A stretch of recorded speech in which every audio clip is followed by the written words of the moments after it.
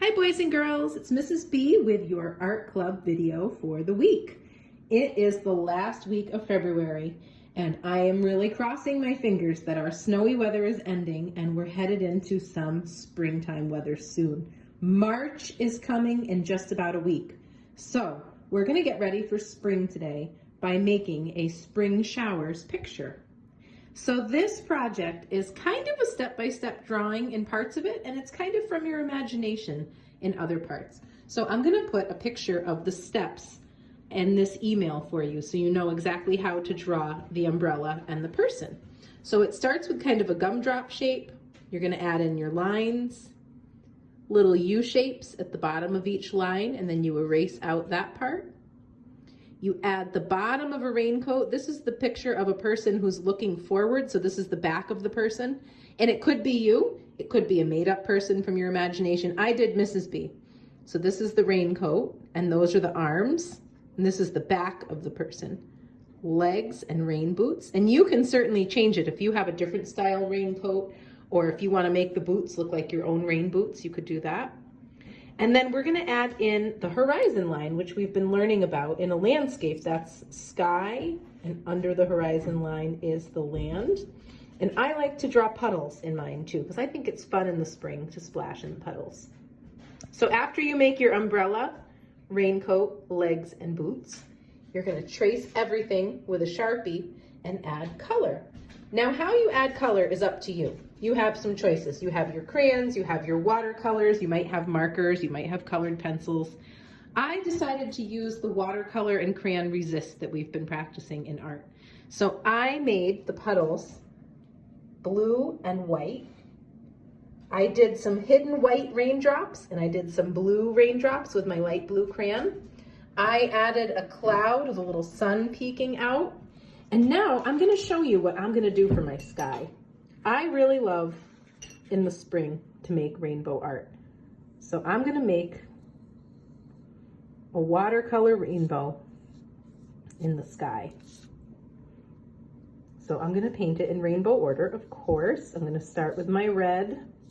And I think it's fun to do this kind of fast so that the colors run together a little bit, because when you see a rainbow in the sky, the colors are not completely separate. They kind of run together. So red, and then I'm gonna go through and make my orange. And if your colors look a little faded out, that's okay, because if you've been over at the beach or out in your yard or even at Goodwin and seen a rainbow in the sky, the colors kind of blend together and they sort of fade together. And I thought it would be fun if in my picture, the person was looking out at a beautiful spring rainbow.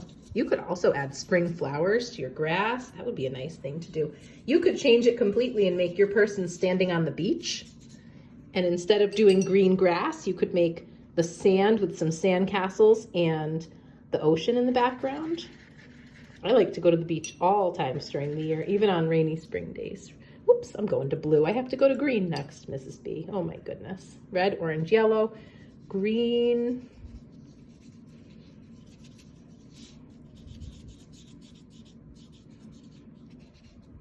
And you know what? If you have a hard line like that, you can take a little water, blend it right together so that it looks more like a real rainbow would in the sky.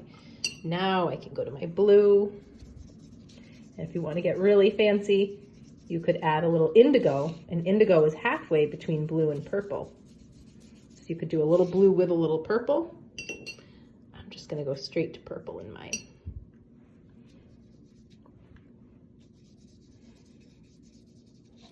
You could make a pot of gold at the end of your rainbow if you wanted it to be a St. Patrick's Day theme. You certainly could do that. It's totally up to you. So I have my rainbow in the sky, and now I'm gonna paint just a little bit of blue in the spots that aren't rainbow spots. Just because I think it looks nice to paint the whole sky rather than just leave the paper white. But you are welcome to, of course, do it any way you think looks best in your own art. So I'm gonna paint the top. So we're gonna work on the drawing part, and then we're gonna work on coming up with a creative background for your rainy day springtime picture. And I am really hoping that this creates some art magic and we start getting some nice spring weather. Because as fun as it is to have snow, I am ready to have some springtime weather. I'm ready to see some beautiful flowers popping up in my yard. You could make this, if you celebrate Easter or Passover, it could be a picture for Easter or Passover. You could put some special details in it for a spring holiday that your family celebrates. You can make yours look any way you want. I decided to make mine Mrs. B looking at a rainbow on a rainy day. So have fun making your springtime rainy day drawing and painting a beautiful creative background to go with it. I can't wait to see your art.